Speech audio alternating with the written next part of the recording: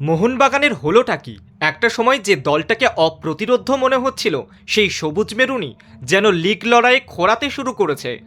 আগের ম্যাচে Malina brigade point খুইয়েছিল জামশেদপুরের বিরুদ্ধে। মঙ্গলবার সবুজ মেরুন শিবির পয়েন্ট খোয়ালো 10 নম্বরে থাকা চেন্নাইন এফসির বিরুদ্ধে। গোলশূন্য অবস্থাতে শেষ হলো মোহনবাগান চেন্নাইয়ের ম্যাচ। ওপেন প্লে থেকে গোল আসছে না। দীর্ঘদিন ধরেই সমস্যাটায় ভোগাচ্ছে সবুজ মেরুন শিবিরকে। মাঝমাঠে ভালো পাসিং হচ্ছে, বল ফাইনাল থার্ডেও যাচ্ছে, কিন্তু গোল আসছে না। সেটাই এদিনও হলো। সবুজ মেরুন ফুটবলাররা 97 মিনিট সুযোগ পাওয়ার পরও চেন্নাইনের তথাকথিত দুর্বল রক্ষণ ভাঙতেই পারলেন না। বরং বিশালের দস্তানা না থাকলে হয়তো চেন্নাই থেকে শূন্য হাতে ফিরতে হতো মোহনবাগানকে।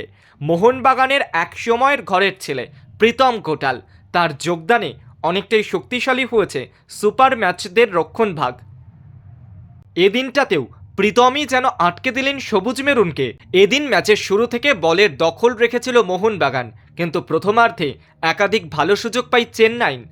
মোহনবাগান যেমন গোলের মুখে সুযোগ হাতছাড়া করেছে, চেন্নাইও তেমনটাই করেছে। তাছাড়া অন্তত গোটা দুয়েক ভালো সেভ করেছেন বিশাল কাইত। উল্টো দিকে গোলমুখে একাধিক সুযোগ নষ্ট করেছেন দিমি পেত্রাতোস, মনবীর সিংরা। আসলে মোহনবাগান ফুটবলারদের বেশ ক্লান্ত মনে হচ্ছে, নাকি খানিকটা আত্মতুষ্টিতে ভুগছেন পেত্রাতোসরা? কারণ যাই হোক, দলের এই খেলায় মোটেই সন্তুষ্ট হতে পারবেন না সমর্থকেরা।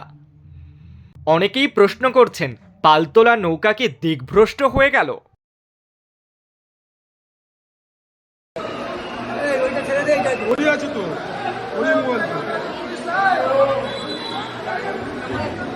হ্যাঁ নিশ্চয়ই।